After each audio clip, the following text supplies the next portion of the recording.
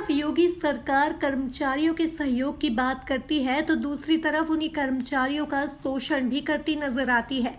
जी हाँ, हम बात कर रहे हैं यूपी के बलिया जिले के जल निगम की, जहां पर कर्मचारियों को पिछले 4 से 5 माह का वेतन न मिलने से रोष है।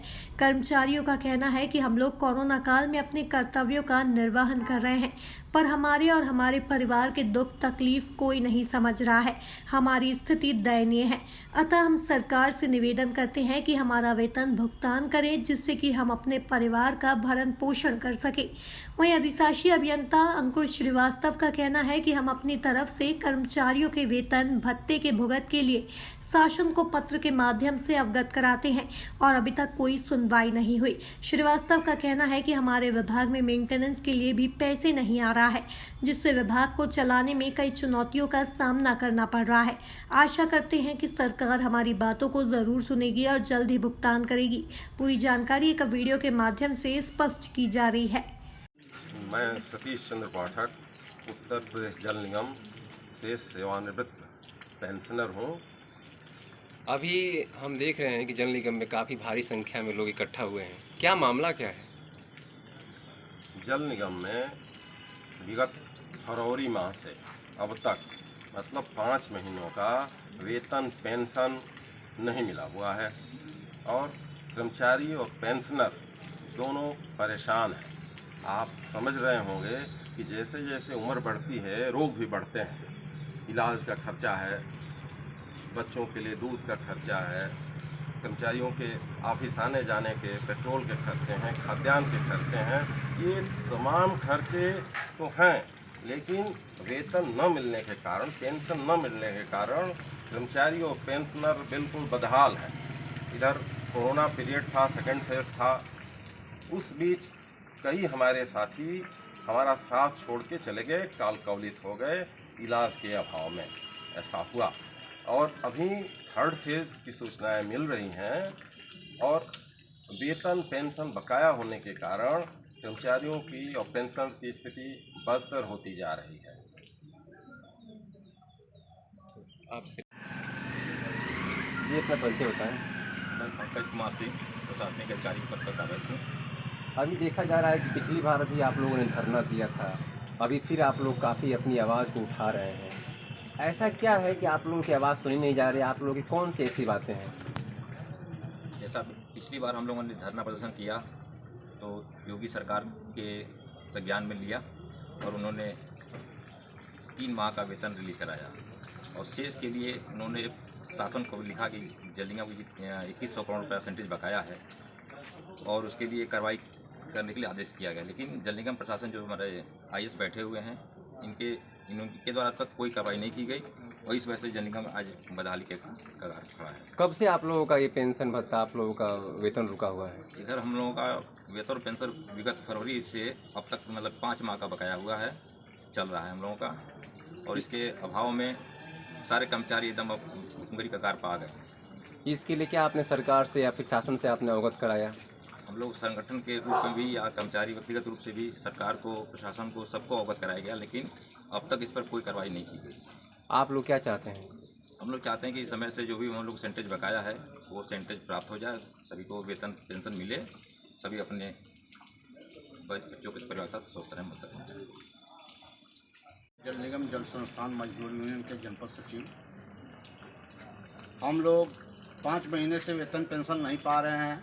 माननीय मुख्यमंत्री जी को तरह तरह का कितने जिलाधिकारी महोदय की तरफ से ज्ञापन भेजा गया, सब कुछ किया गया, इतना तक कि मतलब उनके कार्यालय में भी जा करके पदाधिकारी लोगों ने मिला, लेकिन वो बार बार ये भी कह रहे हैं कि सरकारी कर्मचारी को जो भी देता है समय से दिया जाए, समय से दिया जाए, लेकिन उसका पालन हो रहा है, पालन के साथ अनुपालन हो रहा है, कुछ समझ में नहीं आ रहा है। कि माननीय मुख्यमंत्री जी कह रहे हैं कि हाँ इन लोगों को समय से वेतन दिया जाए, पेंशन दिया जाए, और न देने की दशा में जो अधिकारी के द्वारा इस तरह का किया जाएगा उसके साथ कार्रवाई होगी, लेकिन उसके बावजूद भी मुख्यमंत्री जी का पालन नहीं हो रहा है। सब कर्मचारी तड़प रहे हैं, पेंशन नहीं मिल रहा है, वेतन नहीं मिल रहा है, लेकिन कोई सुनवाई नहीं हो रही है। आप सरकार से क्या कहना चाहेंगे? सरकार से यही कह रहे हैं कि जो हमारा 2250 करोड़ रुपए सेंटेज का है, हम काम किए हैं, काम के बदले उसकी मजदूरी मांग रहे हैं। कोई मजदूरा अगर दिन भर मजदूरी करे और शाम को उसको मजदूरी न मिले, हम तो 6 महीना से बिना दाम के काम कर रहे हैं, फिर भी जल निगम का काम हम नहीं छोड़ रहे हैं। तन मन धन से अपना जहाँ लगाया जा रहा है वहाँ काम कर रहे हैं, लेकिन वेतन मांग रहे हैं तो वेतन मांगना ही गलत है। अब सरकार को इसकी मतलब ये हमेशा मतलब ये करना चाहिए कि कर्मचारियों को भूखे न मरने दें, भूखे न तड़पने दें, समय से इनका वेतन पेंशन भेजें और हम लोग सुचारू रूप से अपने कार्य पर लगे रहें। मैं अंकुश श्रीवास्तव, अधिशासी अभियंता, निर्माण खंड, उत्तर प्रदेश जल निगम। अभी बलिया जल निगम में देखा जा रहा है कि आए दिन धरने होते हैं, प्रदर्शन होते हैं, लोग अपने आवाज़ों को सरकार तक पहुंचाते हैं। आखिर कहां से कमियां आती हैं कि कर्मचारियों को धरना देना पड़ता है अपने भत्ते के लिए, अपने वेतन के लिए? जी, ये जो हर महीने की धन की मांग भेजी जाती है उसके सापेक्ष वर्तमान में अभी माह जनवरी 2021 की वेतन और पेंशन जल निगम मुख्यालय से विभाग को डिवीज़न को मिली है और फरवरी से लेकर अभी जून तक की वेतन और पेंशन सब बकाया पड़ी है। आप जल निगम के परिवार के आप मुखिया हैं, मुखिया के नाते आपका दायित्व क्या बनता है? आप अपनी तरफ से क्या पहल किए ताकि इन पेंशनरों को, इन भत्ते भोगियों को, इनको वेतन टाइम से मिल सके, इनके परिवार का जीवन निर्वाह हो सके? आपने क्या प्रयास किया?